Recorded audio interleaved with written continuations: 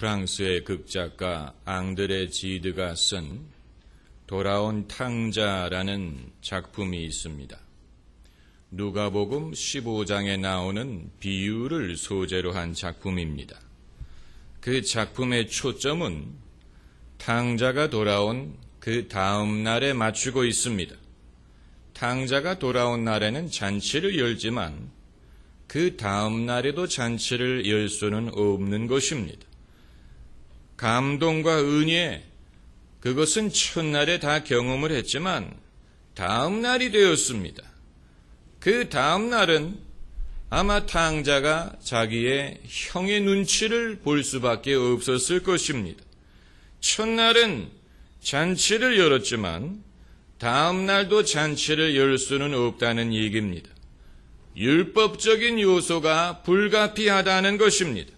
탕자는 자기 아버지 집의 분위기에 적응할 수밖에 없고 아버지 권위 밑에 들어올 수밖에 없고 언제까지 탕자로 남아있을 수 없는 노릇이라는 것입니다.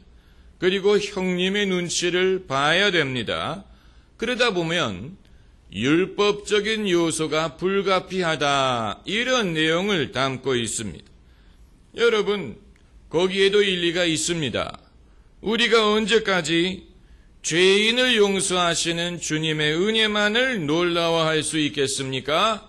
찬송가 Amazing Grace, 나 같은 죄인 살리신 주님의 놀라워도 하루 이틀이지, 이제는 죄인도 의인답게 살고 정신을 차려야 되지 않겠느냐. 그러다 보니까 시작은 잔치였지만 그 다음부터의 나날은 노동, 눈치, 그리고 고통의 연속일 수가 있다는 것입니다. 초대교회, 초대 기독교에도 이러한 요소가 있었습니다. 초대 기독교는 가르치기를 일단 사람이 세례를 받은 후에는 한두 개의 죄밖에는 용납될 수 없다고 가르쳤어요. 그래서 사람들이 어떻게 했는지 아십니까?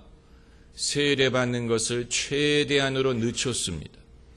왜냐하면 세례받은 다음에는 죄를 질 수 없다고 하니까 당연히 세례받는 것을 늦출 수밖에 없는 것이죠. 여러분, 탕자가 돌아왔을 때 형이 그를 비판했지만 남이 나를 비판하는 것은 그건 차치하더라도 내가 나를 정죄하는 것처럼 고통스러운 것이 없습니다. 가장 힘든 것은 내가 내 자신을 정죄하는 것입니다. 나의 최악의 야당은 내 자신입니다. 내 안에 야당이 있어요.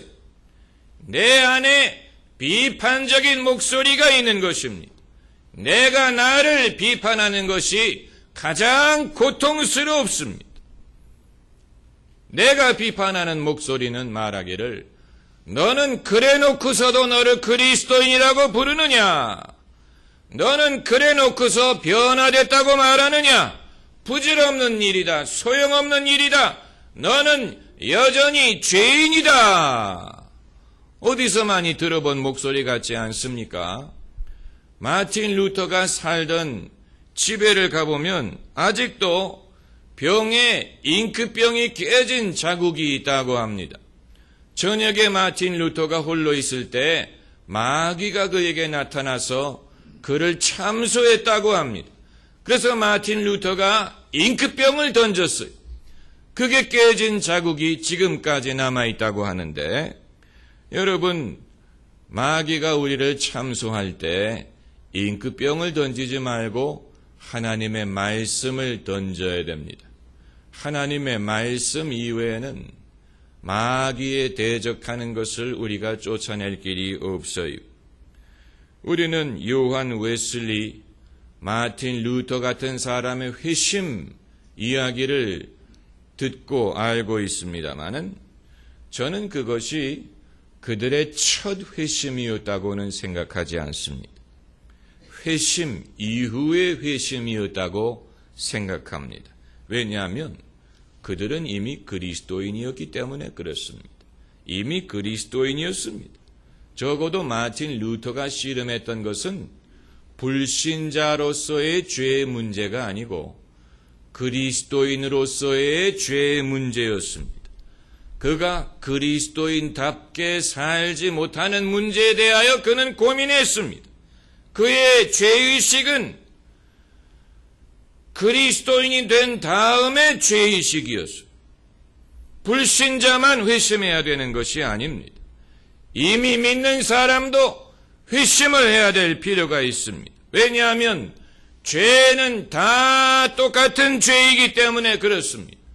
불신자의 죄가 따로 있고 믿는 사람의 죄가 따로 있는 것이 아니에요. 죄는 다 죄입니다. 그러므로 불신자의 죄가 사함을 받는다면 이미 믿는 사람의 죄도 사함을 받을 수가 있는 것입니다. 하나님은 불신자의 실패를 용서하시는 것뿐만이 아니고 이미 믿고 있는 사람의 실패도 용서하십니다. 그래서 우리가 처음에도 은혜로 그리스도인이 되는 것이지만 그리스도인으로 사는 것도 은혜로 말미암는 것이고 끝까지 은혜로 사는 것입니다.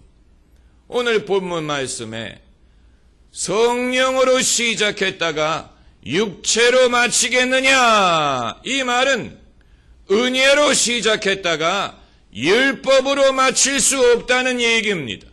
처음에 탕자가 돌아올 때는 은혜를 찬송하지만 그 다음에 율법의 길로 빠질 수 없다는 얘기입니다. 처음이든 도중이든 끝이든 은혜로 시작하고 은혜로 살고 은혜로 마치는 것이지 처음에는 은혜로 시작했다가 도중에 율법으로 빠질 수가 없어요. 이제껏 내가 산 것도 주님의 은혜라 또 장차 나를 본향에 인도해 주시리. 처음, 지금, 나중 다 은혜로 말미암습니다. 이것이 중요한 것입니다. 아마 여러분 중에는 이러한 얘기를 들으시면서 실망이다 라고 생각하는 분도 계실 수 있을 것입니다. 실망이다. 난 적어도 그리스도인은 달라야 된다고 생각한다. 적어도 나는 다를 줄로 생각한다. 이렇게 생각하는 분들, 그것이 바른 생각입니다. 그것이 당연한 것입니다. 당연히 그리스도인은 달라야지. 다르지 않다면 그리스도인이 아닌 것입니다. 다만 다르다는 것은 여러 가지 면에서 나타나는 것입니다. 첫째로 우리가 달라졌다는 증거 중에 하나가 우리의 모순에 대해서 고민한다는 사실이